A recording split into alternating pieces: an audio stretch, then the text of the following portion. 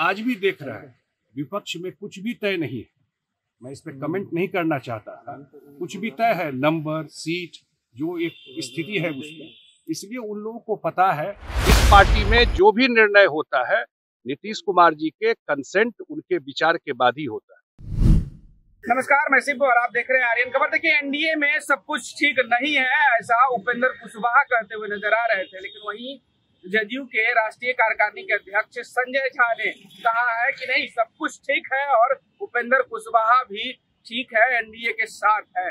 और जो पहली लिस्ट है जदयू की, वो आज जारी कर दी जाएगी।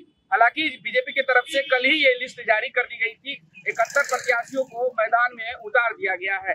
वहीं जदयू की तरफ से भी कयास लगाए जा रहे हैं कि लगभग 50 प्लस जो प्रत्याशी हैं उनकी आज पहली लिस्ट जारी कर दी जाएगी। आपको बता दें कि संजय झा नीतीश कुमार को लेकर और जो बिहार में जो चुनावी समीकरण चल रहा है उसको लेकर क्या कुछ कह रहे हैं, पहले उनके बयानों को सुनवाते हैं।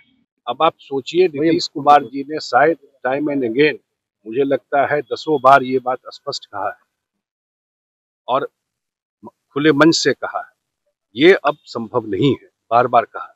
और इसको जो अफवाह फैलाने वाले लोग हैं, क्योंकि मैं जानता हूं उनको पता है कि रिजल्ट क्या होने वाला है, ये क्यों कर रहा है। दीवाल की लिखावट पढ़िए, लोगों को पता है रिजल्ट क्या होने, ये बिल्कुल दहशत में है। इनको बिहार का चुनाव का रिजल्ट की जानकारी है, लोगों का फीडबैक है, महिलाओं का मूड कैसा है, युवाओं का मूड। जेडीयू में क्यों कुछ होगा? जेडीयू में मैं कहीं कहीं देखता रहता हूं, ये जो नैरेटिव बनाने का कोशिश करते हैं कुछ लोग, एजेंडा बेस्ड। मैं जानता हूं कि बहुत सारे आजकल लोग जो आपके प्रोफेशन में भी है, वो एजेंडा लेकर चलते हैं कि नीतीश कुमार ने कमान संभाला। अरे कमान छोड़ा कब? कमान संभाले हुए है, पूरा बिहार का भी कमान संभाले हुए है और पार्टी का भी कमान संभाले हुए है। इस पार्टी में जो भी निर्णय होता है नीतीश कुमार जी के कंसेंट, उनके विचार के बाद ही होता है। सब उनसे डिस्कस। हाँ, वो डेमोक्रेटिक आदमी, ऑटोक्रेट नहीं है। वो सबसे चर्चा करते हैं, सबका फीडबैक लेते हैं और फिर निर्णय लेते हैं। लेकिन अंतिम मुहर किसी भी चीज पर मुख्यमंत्री जी लगते हैं। सोशल मीडिया के ऐसा नैरेटिव मैं आप लोगों से भी आग्रह करता हूँ, जो कुछ लोग इस तरह का अफवाह फैलाते हैं, और बिहार के जनता को भी मैं आगाह करना चाहता हूँ आप लोगों के माध्यम से कि भाई, अफवाह फैलाने भी बहुत सारे लोग आजकल घूम रहे हैं। इस सब अफवाह पे मत ध्यान दीजिए। जब तक ऑथेंटिक सोर्स से बात नहीं आए किसी भी तरीके का, कोई पुराना वीडियो लेके कहीं चला देता है, कोई गाड़ी को कहीं घुसा देता है, कहीं कुछ जा करके डाल देता है और एक कंफ्यूजन की स्थिति लोगों में भी पैदा करता है। मुझे ही कल सुबह कितने लोग फोन करना शुरू कर दिए। हम तो लोग बोले कि 11 बजे तक तो हम लोग सब काम करके निकले हैं, तो रात 11 बजे के बाद क्या हो गया इसमें। तो इसलिए ये इस तरह का अफवाह, एनडीए लार्जर पर्पस ये है कि बिहार के जनता का कल्याण, जो मुख्यमंत्री जी ने 20 साल में करके दिखाया। लार्जर पर्पस ये है कि बिहार में रोजगार के लिए जो प्रॉमिस किया है 1 करोड़ लोगों को नौकरी के लिए, वो इंतजाम कैसा होगा। लार्जर पर्पस ये है कि बिहार में जो बिग टिकट्स, बड़े बड़े 6 लेन हाईवे आ रहे हैं, पटना मेट्रो को जो एक्सपेंड करना है, या बिहार में जो अन्य क्षेत्रों में केंद्र के सहयोग से काम करना है, वो पर्पस है। उसके लिए सरकार नीतीश जी के नेतृत्व में बना। तो हम प्रधानमंत्री जी का कितना सारा कार्यक्रम यहाँ पर हुआ है।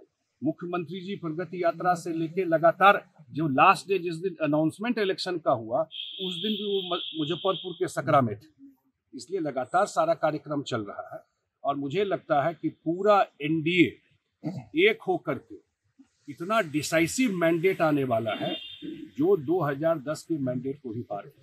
एक सेकेंड आज भी देख रहा है, विपक्ष में कुछ भी तय नहीं है। मैं इस पर कमेंट नहीं करना चाहता था।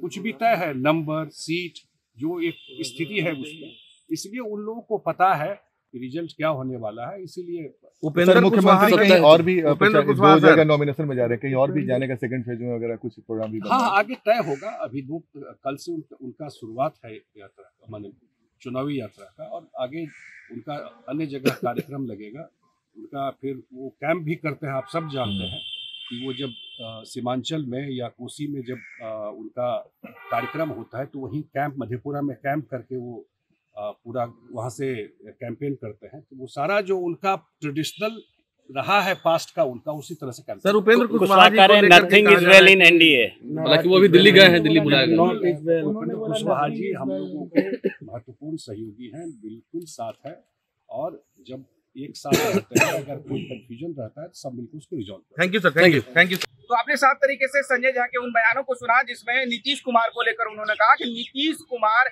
एक्टिव ही है, ऐसा मीडिया में खबर चलती है भाई नीतीश कुमार ने कमान संभाल रखी है, लेकिन दरअसल में नीतीश कुमार ने कभी कमान जदयू की छोड़ी ही नहीं है।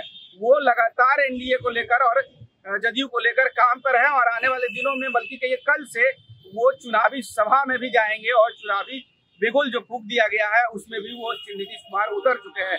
वहीं उन्होंने कहा कि जो स्थिति भ्रम को जो फैला रहे हैं वो फैलाने दीजिए, वो रिजल्ट से घबरा गए हैं। हालांकि ये महागठबंधन को लेकर इस तरीके के बयान संजय झा को देखने को मिला कि जो महागठबंधन है उन्हें रिजल्ट का नतीजा पता चल गया है, इसीलिए इस तरीके के उजूल फिजूल बातें करते हुए नजर आ रहे हैं। जनता मालिक है, और जो दीवार पर जो स्लोगन लिखा हुआ है उसे पढ़िए। अब देखना होगा जिस प्रकार से संजय झा ने कहा है कि नीतीश कुमार मैदान में उतर गए हैं, अब मैदान में उतरने के बाद 2025 का जो चुनाव है पहले फेज का और 11 नवंबर का रिजल्ट क्या कुछ रहता है, 14 नवंबर का इंतजार है पूरे नेताओं को और पूरे बिहार वासियों को। बने रहिएगा ऐसी तमाम खबरों के साथ, देखते रहे आर्यन खबर। फिलहाल के लिए बहुत बहुत शुक्रिया, नमस्कार।